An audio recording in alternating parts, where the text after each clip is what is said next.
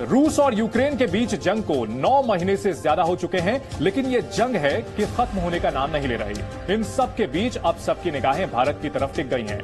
भारत के विदेश मंत्री एस जयशंकर युद्ध के बीच पहली बार रूस के 2 दिन के दौरे पर जा रहे हैं। जयशंकर के रूस दौरे को लेकर कयास लगने शुरू हो गए हैं कि क्या भारत युद्ध खत्म करने के लिए मध्यस्थ की भूमिका निभाने जा रहा है। देखिए ये रिपोर्ट।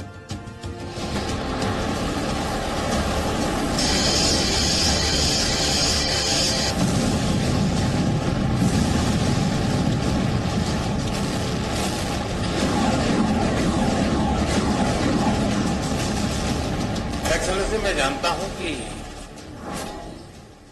आज का युग युद्ध का है नहीं।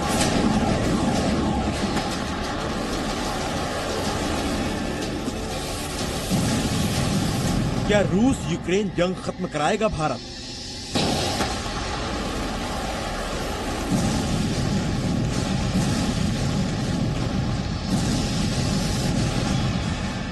क्या भारत मध्यस्थ बनने जा रहा है?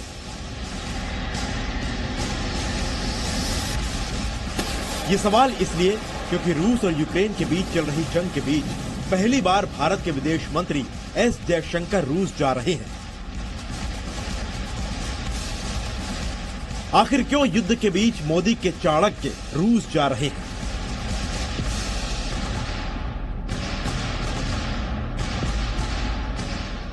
जयशंकर 2 दिन रूस में रहेंगे। इस दौरान दोनों देशों के बीच आपसी मुद्दों पर तो बातचीत होगी ही, लेकिन ऐसा माना जा रहा है कि सबसे बड़ा मुद्दा रूस और यूक्रेन युद्ध होगा।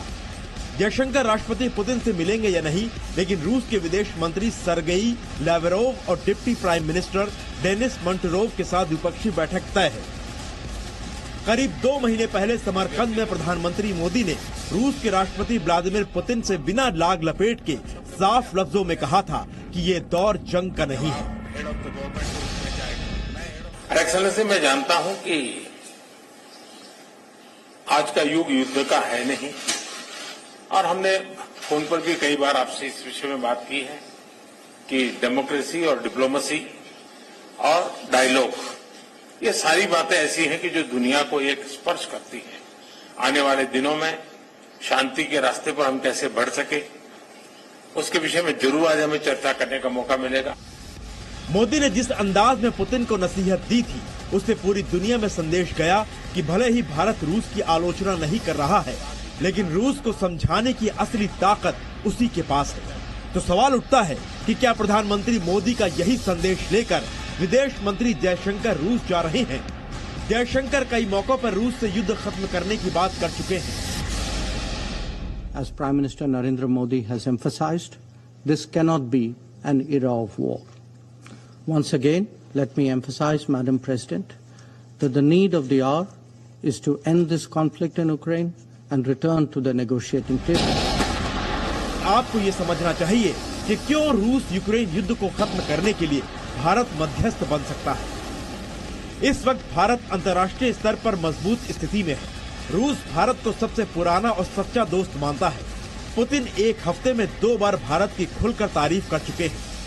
पुतिन ने प्रधानमंत्री को सच्चा देशभक्त बताते हुए उनके नेतृत्व की तारीफ की थी। गौर करने वाली बात है कि पुतिन ने ये तारीफें एस जयशंकर के रूस दौरे से ठीक पहले की हैं। तो क्या भारत रूस को युद्ध खत्म करने के लिए समझा पाएगा? मिनिस्टर जयशंकर की जो मीटिंग्स होंगी मॉस्को में, हाँ, उसमें बिल्कुल चांस बनता है कि भारत एक पीसमेकर का रोल प्ले करे, परंतु वो डिपेंड करेगा अभी तक की बैकग्राउंड और तैयारियों में दोनों सरकारों के बीच में, और क्या अमेरिका ने भारत से कुछ रिक्वेस्ट किया है कि भारत किसी तरह का मैसेज कन्वे करे मॉस्को को। जब से रूस ने यूक्रेन पर अटैक किया है, तब से पुतिन भारत के मुरीद हो गए हैं। पश्चिमी देशों के दबाव के बावजूद भारत हमेशा तटस्थ रहा।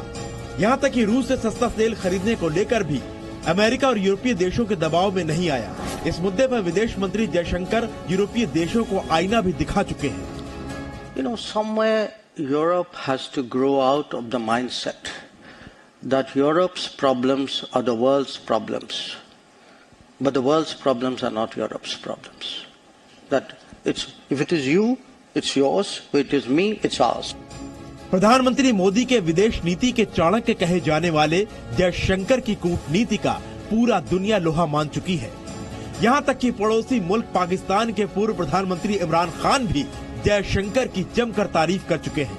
हिंदुस्तान अमेरिका का स्ट्रेटेजिक अलायर, और उनको जब अमेरिका ने कहा कि आप रूस से तेल ना खरीदें तो उनके फॉरेन मिनिस्टर ने क्या कहा, ये देखें। For national interest, India is being asked, are you funding this war? Tell me, buying Russian gas is not funding the war? I mean, why is it's only Indian money and oil coming to India which funds, but it's not gas coming to Europe which funds?